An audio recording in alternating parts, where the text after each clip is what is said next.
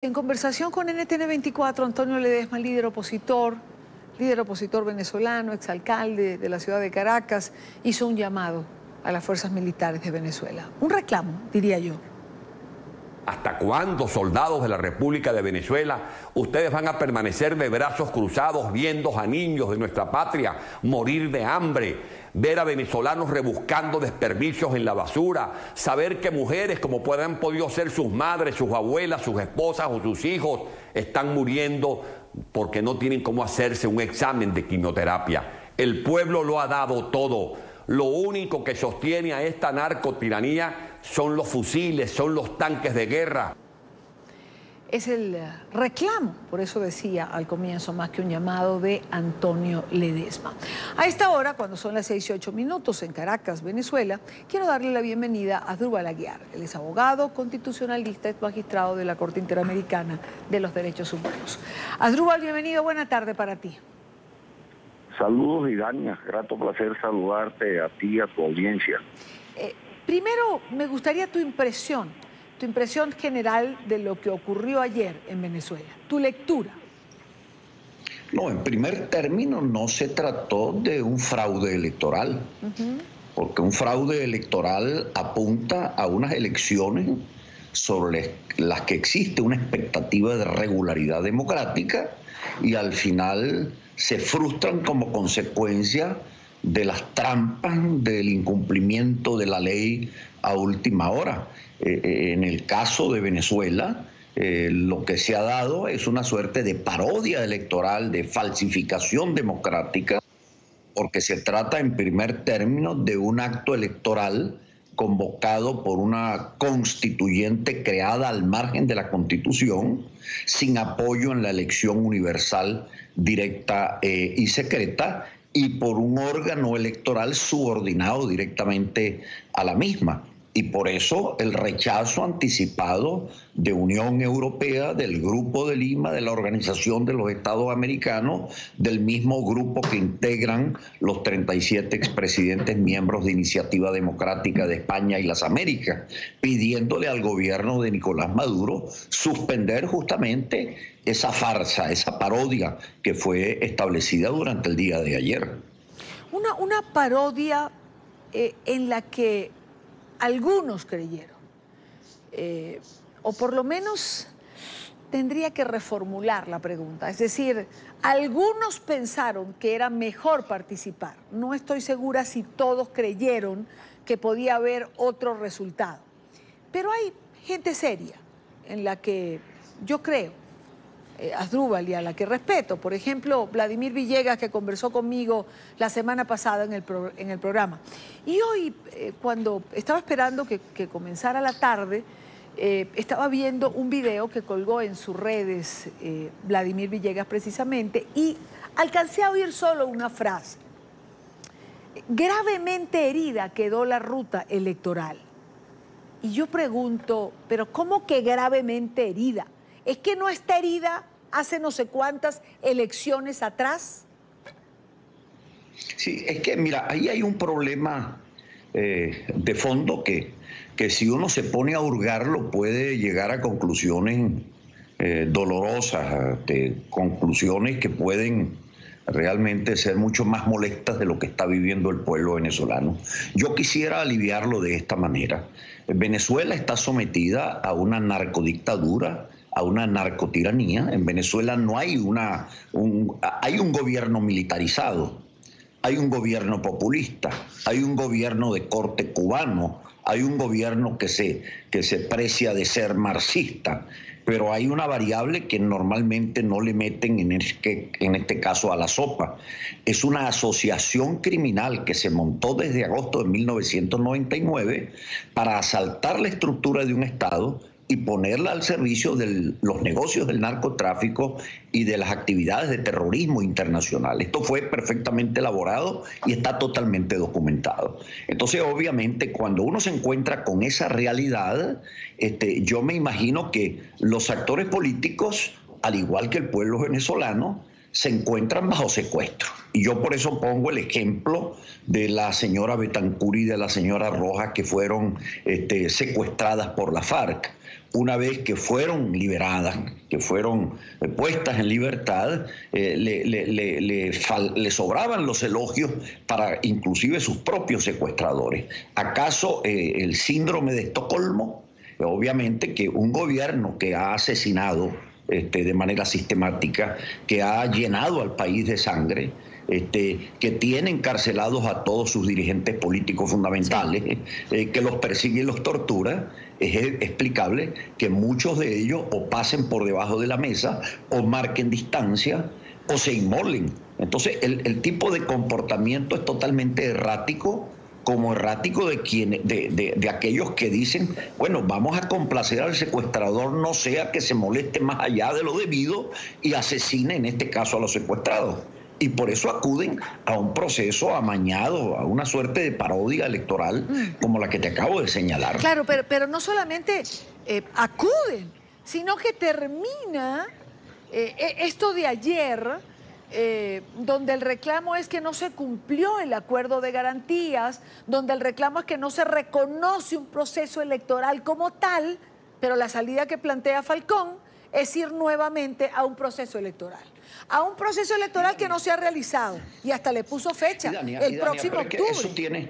Sí, no, es que eso tiene también una lectura que yo no quisiera agregársela porque es quitarle justamente parte de la naturaleza dramática que tiene el problema venezolano, que es un problema más de seguridad que de política, es bajarlo básicamente al plano de lo político, pero también si uno lo ve desde el plano de lo político y uno ve fundamentalmente a los actores que se han movilizado directamente al entendimiento con el gobierno, son fundamentalmente individuos que venían de la extrema izquierda, animados fundamentalmente por el ideal del socialismo, que vieron la posibilidad de abandonar las armas y llegar por la vía de los votos y sienten que en este caso Nicolás Maduro y los actores del gobierno, por sus actuaciones erráticas, están demoliendo aquello por lo cual ellos soñaron y suspiraron durante muchísimas décadas.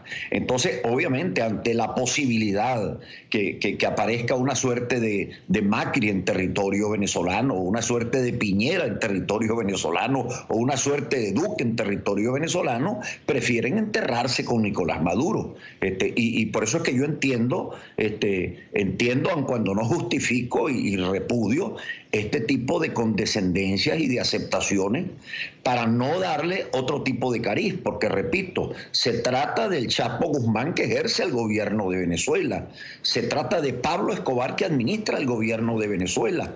Entonces el comportamiento de las víctimas secuestradas por estos jefes de cárteles es un comportamiento que puede responder a muchísimas razones, razones de miedo o razones de compromiso.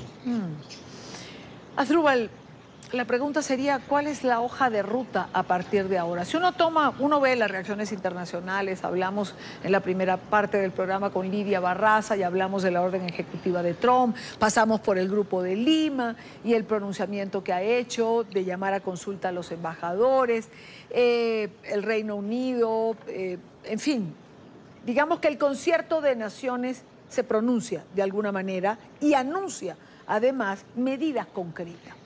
El grupo de expresidentes que se cobijan bajo la Iniciativa Democrática de España y las Américas también se ha pronunciado y propone una serie de medidas. Que a Venezuela se le suspenda de la Organización de Estados Americanos, que se desconozca, cosa que ya se ha hecho, por supuesto, el proceso electoral, que se libere a los presos políticos. ¿Perdón? Que se proceda al retiro de los embajadores, que ya algunos gobiernos han anunciado que sus embajadores regresarán a sus sedes y sus oficinas quedarán en manos de encargados de negocios. Y otros ya los habían retirado tiempo atrás. Ahora, también que se permita de alguna manera la ayuda humanitaria, que se liberen los presos políticos, y esto forma parte ya de la lista de buenos deseos, no solo de los expresidentes, sino de gobiernos a nivel internacional. Pero realmente... es decir, ¿hay alguna medida efectiva para esto? Mira, esto es un proceso y un proceso de naturaleza compleja. Y por eso, Idania, quisiera volver al principio. ¿Sí? Está gobernando en Venezuela Pablo Escobar. Entonces, no está gobernando una dictadura militar que, como la de Pinochet, en determinado momento se dio cuenta, junto a los integrantes de la Junta, que era indispensable ya ponerle término al tiempo de facto. No es el gobierno de Marcos Pérez Jiménez, que en 1957 prepara en Venezuela una suerte de plebiscito que lo pierde, pero fraudulentamente afirman que él ganó, que tuvo una crisis en los ingresos de divisas y que al término se dio cuenta de que había llegado al final su mandato. Aquí se trata del jefe de un narcocártel, de un cártel criminal que está ejerciendo el gobierno de la República de Venezuela. Entonces, obviamente, la lógica política no opera en estas circunstancias. Entonces, es un proceso muy complejo. Imagínate tú a la policía fuera de una casa en donde está, dentro de esa casa, el secuestrador y el secuestrado. Se trata de negociar con el secuestrador para que no se inmole y no pierdan la vida los secuestrados, pero también el mensaje que mandan los secuestrados. Aquí el pueblo de Venezuela, junto con sus líderes, hay que tamizarlo, porque en definitiva es un mensaje condicionado, porque es un mensaje que manda un secuestrado con un revólver puesto sobre las sienes. Entonces, esto es un proceso complejo por eso mismo, que requiere varias fases. O sea, en primer lugar, ya hay una suerte de reacción colectiva amalgamada del pueblo de Venezuela. O sea, el mundo ya sabe qué quiere el pueblo de Venezuela. Ya no se habla del pueblo chavista o el pueblo antichavista. Es la mayoría determinante y casi total de los venezolanos. En segundo lugar, las medidas necesariamente sancionatorias que le quiten la totalidad del oxígeno a este secuestrador, de manera tal de que se vaya generando un proceso de fractura interna hasta que esto implosione. O sea, no hay posibilidad de que Venezuela tenga unas elecciones libres, respetables, sanas, competitivas, informadas, con observación internacional, negociando con la criminalidad. Y en esto hay que ser absolutamente crudo y duro, porque es una realidad que muchos quisieran tratar de ocultarla o ponerla de lado por lo compleja que se hace. Pero esto es un problema que, repito, ahí está el caso. Uno lo ve de Podemos en España, lo ve con Lula en Brasil, lo ve con la familia Kirchner en Argentina. O sea, esto no es el socialismo del siglo XXI, esta es la narcocorrupción del siglo XXI. Entonces, las reglas de juego son las reglas de la mafia. Esta es una situación muy complicada, pero obviamente el carro del Estado venezolano que le ha servido a esa estructura criminal para sus negocios ilícitos transnacionales, se le acabó la gasolina. Los barcos petroleros están parados en los puertos, no pueden salir al exterior porque pueden ser embargados por las deudas que no ha honrado el gobierno de Nicolás Maduro con las empresas internacionales que se ocupan de esta actividad. No hay alimentos, hay una crisis humanitaria que comienza a afectar por vez primera a la seguridad regional, sino que lo diga Colombia, que lo diga Brasil, que lo diga Chile, que lo digan los países vecinos hacia los cuales están migrando aceleradamente cientos de miles de venezolanos. Entonces, esto es una situación que se hace todavía mucho más compleja cuando uno ve que Cuba y China, que tienen intereses económicos en Venezuela, intentan apuntalar este fraude, esta parodia de Nicolás Maduro, en la medida en que el mundo occidental lo repudia y lo rechaza de forma manifiesta. Así que esto es un proceso muy complejo que tendrá que ser llevado inclusive con una presencia mucho más activa de la comunidad internacional, que no puede ni se le puede permitir a la comunidad internacional para tratar de posponer sus responsabilidades, es decir, es que no se ha puesto de acuerdo a la oposición en Venezuela. Caramba, es que estamos en un juego democrático regular. ¿Por qué no le preguntaban eso a la oposición cubana? ¿Qué le pasó a la oposición cubana que pasó 60 años sin poder salir del castrismo? Porque no estaba perfectamente bien organizada. ¿O por qué tardó tanto el proceso para el derrumbamiento de Europa Oriental? Porque las sociedades civiles no se entendían entre sus líderes opositores. Por Dios, Esto es una insensatez. La oposición venezolana, con sus diferencias, ha hecho todo lo que ha podido y está en la cárcel. Bueno, creo que más allá, que ya la comunidad internacional pasó, digamos, dejó de lado ese punto.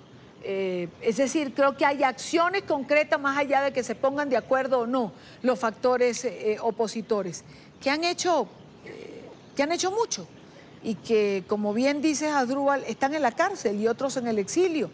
Un proceso complejo y largo, realmente largo. Como siempre, un gusto tenerte. Que no puede ser largo, Idania, que no puede ser largo porque la gente se está muriendo. Bueno, pero ha sido largo. Es decir, no puede ser más... Pero ya no lo puede ser. Exacto, no puede ser más largo, pero son más de 20 años ya. Así es. Asdrúbal, como siempre, un gusto tenerte. Gracias por estar en NTN 24. Un abrazo, Idania. Igual para ti. Hasta Igual luego. para ti.